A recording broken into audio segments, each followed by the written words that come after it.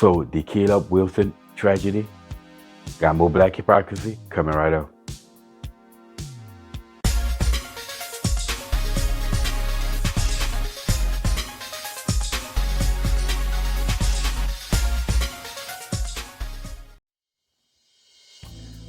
What's up, y'all? Welcome back to Common Sense Logic Reason. And as always, I want to say thank y'all for joining me today. So I want to talk about the Caleb Wilson incident. Caleb attended Southern University. He was basically majoring in mechanical engineering. Now, he was also part of the very famed Human Jukebox. Well, he tragically lost his life on February 27th at the age of 20. Now, he was basically pledging with Omega Psi Phi fraternity, also known as the Q-Dog. And he was participating in the hazing ritual. And this is really part of the process of joining those fraternities and sororities. You have to take part in hazing. Now, reportedly, these hazing stem back to a time when blacks had to fight for civil rights, and they will put, basically it was training so that their members will be trained against being tortured. Well, now it's just a tradition. Now it's really just proving that you can show that you willing to go through something to be part of their process or be part of their organization. Well, but it happens that people lose their life. I've heard of this. I once heard a story of a black female who was at an HBCU, and she also lost her life being part of a hazing process, joining, I believe, the Delta Sigma Theta. Well, Caleb was punched in the chest multiple times, and as a result of this, which led to his death. Now, 3 of the members of Omega Psi Phi was charged of this. One of them being Caleb McCrae. He was charged of hazing and manslaughter. There was also Kyle Thurman and Isaiah Smith were also charged for hazing. Apparently, Caleb McCrae was the one who possibly dealt the physical blow. But sadly, this gentleman lost his life over really nonsense. I mean, I guess it's important to some people. Me, I never really ever considered joining a fraternity. It's just not me. But anyway, so where's the black hypocrisy? Well, every time conservatives, we say, especially black conservatives, every time we say that black folks only care about a black person's life when it's taken by the hands of a white person or a police officer, or perhaps maybe a non-black person, this is when you get the outrage. But when a black person is killed by the hands of a black person, which happens daily, they have nothing to say. Now, at one point in time, there used to be pushback.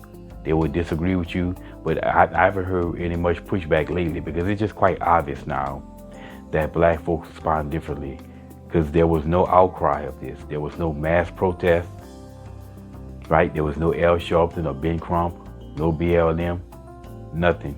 It was basically the typical thing that you see whenever you basically run into black on black murder is the "it's so sad" response. They respond with "it's so sad," and they don't understand it and all the other stuff like that. But with no outrage, no protest, no outcry, nothing. But imagine if Caleb would have instead went to LSU, which is like 5 minutes away from Southern University in Baton Rouge, and he would have pledged a traditionally white fraternity, and he would have lost his life. Boy, there would have been an outcry like we've never heard. There would be cries of racism. Cries of why is it that the black man gets lose his life, even though there have been white people who also lost their life to hazing incidents. We've heard that, but that's what they've been asking. Why is it that the black man loses his life? And the white folks lost their life, even though it's not true. It would be some of the nonsense that they were saying. It would be nothing but outcry. Al Sharpton and Benjamin Crump would have been there. There would have been the press conference. Black Lives Matter would be protesting and asking questions. There would be outcry.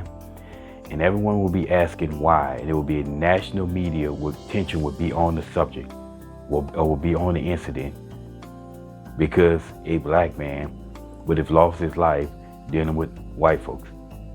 But once again, when black people lose their lives at the hands of other blacks, we hear nothing. And like I say, they don't even argue this anymore. There was a point in time in which you would have said this, you would have basically been attacked by these black victims and the pro-blacks and black victims and saying you're wrong. But now they don't even address it anymore because it's absolutely true. Anyway, this is a perfect example of why, how the situations happens in the black community, why we have so much violence in the black community, so much black on black crime, because it never gets addressed. Now, obviously, this is not the same thing as no gang killings and typical street violence that you see, but it's regardless. Had it been a white person involved in it, or white folks involved in it, or police, then it would have been an outcry. So this is just more black hypocrisy, and black folks just keep showing their hypocrisy. And I'm just hoping, like I said, I'm just hoping that the stupidity of blacks don't lead to some type of race war, because that's where we're headed.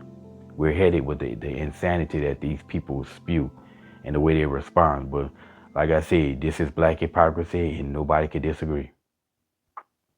Anyway, y'all, sad to see this young man lose his life at the very young age of 20. And hopefully, hopefully we don't hear any more cases of people losing their lives to hazing.